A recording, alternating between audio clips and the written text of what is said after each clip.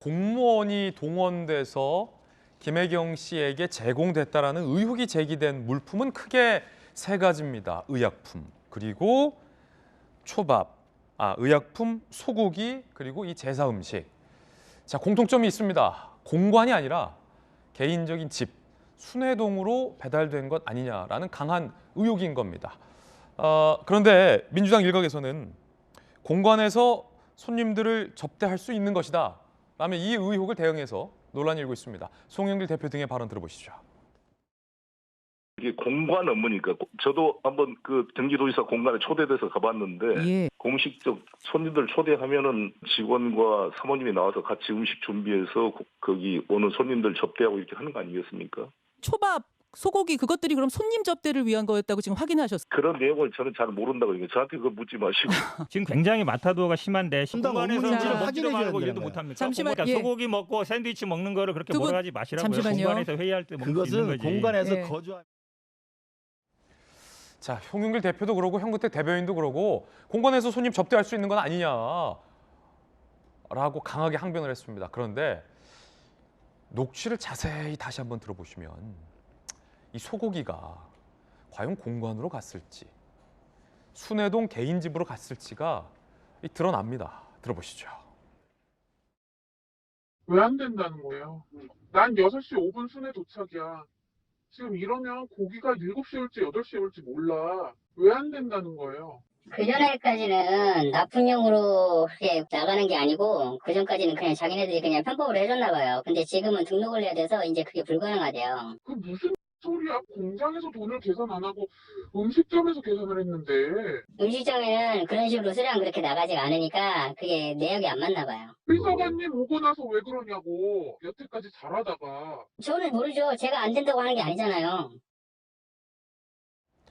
아시다시피 대리 처방됐다라는 그 약 폐경치료제도 순회동에 있는 자택 현관 앞에 걸려 있었고 이 소고기와 관련된 녹취에서도 순회동이 언급이 됩니다. 제사 음식도 순회동으로 간 것 같습니다.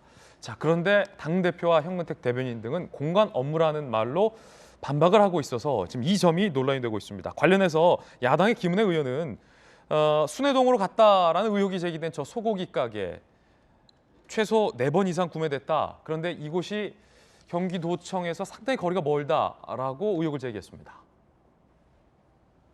경기도 업무추진비 내역 소고기 구매한 저축산 재작년 1월 10만 8천 원, 지난해 4월 법인카드 12만 원, 지난해 9월 12만 2천 원, 2번 결제. 그래서 최소 4번 이상 동일 축산에서 업무추진비, 즉 법인카드 용도에 공적인 자금이 사용됐다라고 김은혜 의원은 주장했습니다.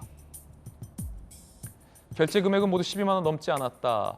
해당 12만 원 맞추라고 지시한 배 씨 녹취와 일맥상통이다. 경기도청에서 저 정육점까지 30km가 떨어져 있다. 자동차로만 35분, 40분 걸린다. 이 가게에서 업무 추진, 회식 비용 결제됐다는 것은 설득력이 떨어진다라고 의혹을 제기했습니다. 김광삼 변호사님, 앞서서도 계속 순회동을 강조하셨는데 네. 이 소고기는 공관으로 간 거가 아니라 순회동으로 간 겁니까? 아니 텔레그램 녹취를 보면 순회동 간 게 명확하게 나타나잖아요. 그런데 초밥이 있건 그 소고기가 됐건 이거 자체가 뭐 공간에서 공적인 업무로 쓰일 수 있다. 이거 자체를 너무나 그 진실과 좀 다른 그런 내용으로 얘기를 하고 있다는 그런 생각이 들어요. 그런데 이제 민주당이랄지 선대위의 논리는 그런 것 같아요. 이제 과잉충성이다 이런 얘기를 해요. 과잉충성 할 수 있죠. 또 뭐 밑에 있는 직원들이 더군다나 경기도 도지사라는 굉장히 고위직에 있는 사람이고 향후에서도 대통령이 될 수 있는 사람이기 때문에 과잉충성을 할 수 있는데 이 과잉충성이 한 번, 두 번이면 이해할 수가 있죠. 이건 과잉충성이라고. 그런데 마치 가사 도우미처럼 계속적으로 활동했단 말이에요. 그러면 이재명 후보가 밑에 있는 직원들의 뭐 부적절한 거에 대해서 사과를 했는데 그러면 그런 부적절한 것이 한두 번 눈에 띄면 만리하는 거 아니에요? 그러면 직원들이 알아서 했다 하더라도 어떻게 보면 만약에 이재명 후보하고 김혜경 씨가 몰랐다고 해봐요. 그러면 몰랐는데 이제 알게 됐어요. 그러면 말려야죠. 근데 이걸 내버려 뒀다는 것은 이건 일종의 동의라고 볼 수 있어요. 그렇기 때문에 그런 내용을 가지고 변명을 하고 이거 막으려고 한 것은 사실은 오히려 더 의혹만 증폭시킨다 이런 좀 생각이 들어요. 그리고 이 내용은요. 집안 살림이랄지 음식이랄지 관련된 내밀한 내용이기 때문에 제일 잘하는 사람은 바로 이재명 후보하고 김혜경 씨단 말이에요. 그런데 이 내용을 잘 모르는 선대위랄지 뭐 아니면 민주당에서 계속 뭐 공간으로 사용했다랄지 과잉 충성했다랄지 이런 식으로 나가다 보니까 사실은 아무리 가짜 뉴스라 얘기해도 그 부분이 논리적으로 굉장히 인정이 될 수가 없어요. 그래서 가장 중요한 부분은 우리 뭐 김건희 씨 녹취록 관련해서도 많은 공격을 하면서도 얘기를 했지만 결과적으로 하나하나에 대해서는 제일 잘하는 사람은 제가 볼 때는 첫 번째는 김혜경 씨, 두 번째는 이재명 후보다고 보거든요. 근데 거기에 대해서는 구체적인 것은 얘기를 한마디도 하지 않고 있기 때문에 사실은 사실관계를 잘 파악하지 못하는 송영길 대표랄지 민주당 선대위에서 계속적으로 이걸 방어하기 위해서 얘기하다 보니까 결국 그 이해할 수 없는 터무니없는 그런 주장들이 계속 나오고 있지 않나 싶습니다.